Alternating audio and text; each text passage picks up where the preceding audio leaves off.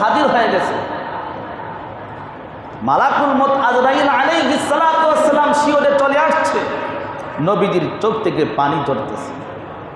ডাক দিয়ে বলেন, চাচা, আমার কলিজার টুকরা চাচা, একবার শুধু পড়েন লা ইলাহা ইল্লাল্লাহ, লা ইলাহা ইল্লাল্লাহ, লা ইলাহা ইল্লাল্লাহ। আমি আপনার বাতিজা মুহাম্মদ, আপনার যে অবদান আমার পেছনে রয়েছে আমি ভুলতে পারবো না, বলতে পারবো না, বলতে পারবো না। আপনি একবার শুধু পড়েন লা ইলাহা ইল্লাল্লাহ মুহাম্মাদুর রাসূলুল্লাহ, পড়তে হবে না, কারণ আমি তো আপনার বাতিজা, আমি মেনে নিলাম। আপনি একবার শুধু পড়েন লা ইলাহা ইল্লাল্লাহ, আল্লাহ ছাড়া কোনো ইলাহ নাই, আল্লাহ ছাড়া কোনো মাবুদ নাই, আল্লাহ ছাড়া ব্যতীত কোনো উপাস্যর ইবাদতের কোনো মালিক নাই। কথা বলেন ঠিক না বেটি? চাচা ডাকতে বলেন, বাতিজা, ও মুহাম্মদ, ও আমার কলিজার টুকরা বাতিজা, তুমি সত্য নবী আমি বিশ্বাস করলাম, তোমার ধর্মটাও আমি বিশ্বাস করলাম, কিন্তু আমি এই মুহূর্তে আমি তোমার রবের উপরে ঈমান আনতে পারবো না। নাউযুবিল্লাহ বলেন, জোরে বলেন নাউযুবিল্লাহ। নবীজি একবার বলে নাই, অনেকবার বলেছে। নবীজি কালেমার তালকিন করেছে চাচাকে, আপন চাচাকে শুধু কালেমার তালকিন করে নাই, বলেছে মুহাম্মাদুর রাসূলুল্লাহ পড়তে হবে না। ও চাচা, একবার পড়েন লা ইলাহা ইল্লাল্লাহ, আমি আল্লাহর কাছে আমার চাচার জন্য সুপারিশ করে আমি আপনাকে জান্নাতে নিয়ে যাব। বলেন সুবহানাল্লাহ। এরকম অফার আপনার আমার আছে তো? আসেনি? এরকম অফার আপনার আমার আছে? নবীজি কি কোনোদিন বলছে স্বপ্নে যে মুহাম্মাদুর রাসূলুল্লাহ পড়তে হবে না বেটা, শুধু লা ইলাহা ইল্লাল্লাহ একবার পর, আমি তোরে জান্নাতে নিয়ে যাবো? এরকম বলছে আপনাদের কাছে কেউ?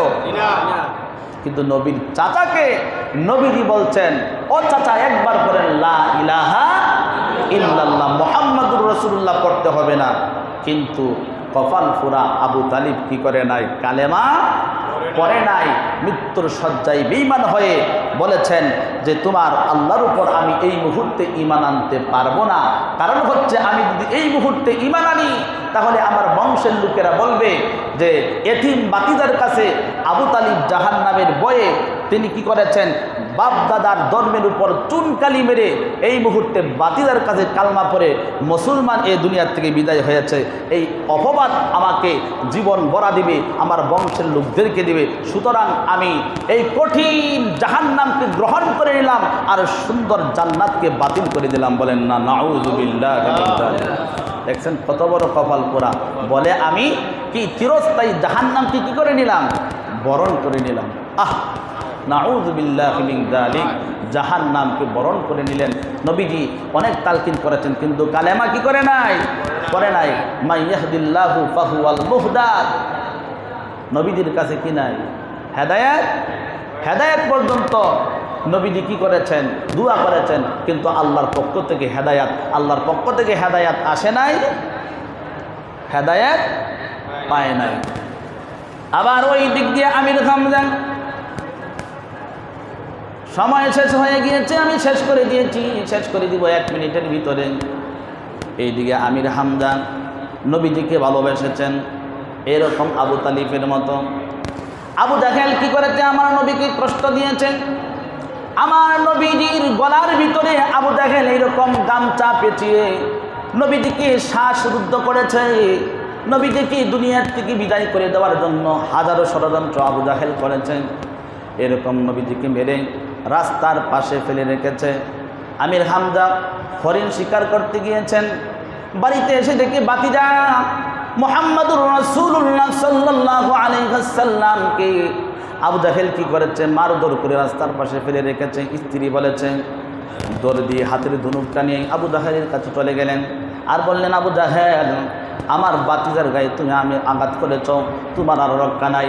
সঙ্গে সঙ্গে হরিণ শিকার করার জন্য যে ধনুক নিয়েছিলেন ওই ধনুক দিয়ে আবু জাহেলের কপালের ভিতরে আঘাত করেছে, বলেন না আল্লাহু আকবার। সঙ্গে সঙ্গে আবু জাহেলের কপাল থেকে ফিনকি দিয়ে রক্ত বেরিয়ে যায়। আর আমির হামজা রাদিয়াল্লাহু তাআলা আনহু কি করেছেন, দৌড়িয়ে আসলেন নবীজির কাছে আর বললেন, বাতিজা তুমি শান্ত হও, তোমার কান্না বন্ধ করো, তোমার দুশমন আবু জাহেলের প্রতিশোধ আমি আমির হামজা নিয়ে এসেছি। বলেন সুবহানাল্লাহ। নবীজির কান্না বেড়ে গেল। আমির হামজাটিকে বললেন, ও বাতিজা আমি আবু জাহেলকে মারধর করেছি, বিচার করেছি, তুমি একটা মিনিটের জন্য একটু খুশি হও, একটু হাসো। নবীজি ডেকে বললেন, চাচা কাকে মেরেছেন, কাকে আঘাত করেছেন, কাকে মাথা ফেটিয়েছেন, কাকে মারধর করেছেন আমি শুনতে চাই না। আমি নবীকে যদি আপনি খুশি করতে চান, আমি নবীকে যদি আপনি শান্ত করতে চান, আমি হচ্ছি রহমতের নবী, কার প্রতিশোধ নিয়েছেন আমি তাতে খুশি হব না। আপনি যদি এই মুহূর্তে আমাকে আপনি খুশি করতে চান তাহলে আপনি একবার পড়ে নেন তাওহীদের কালেমা লা ইলাহা ইল্লাল্লাহ মুহাম্মাদুর রাসূলুল্লাহ। আমির হামজাটিকে বলেন, চাচা চাচা আমির হামজাটিকে বলেন, বাতিজা আমি বুঝতে পেরেছি বাতিজা তুমি কোনো সাধারণ মানুষ না, যার শত্রুর প্রতিশোধ নেওয়ার পরেও তুমি খুশি না, তুমি সাধারণ কোনো মানুষ না, নিশ্চয়ই তুমি আল্লাহর পক্ষ থেকে মহামানব বিশ্বনবী মুহাম্মদুর রাসূলুল্লাহ সাল্লাল্লাহু আলাইহি ওয়াসাল্লাম।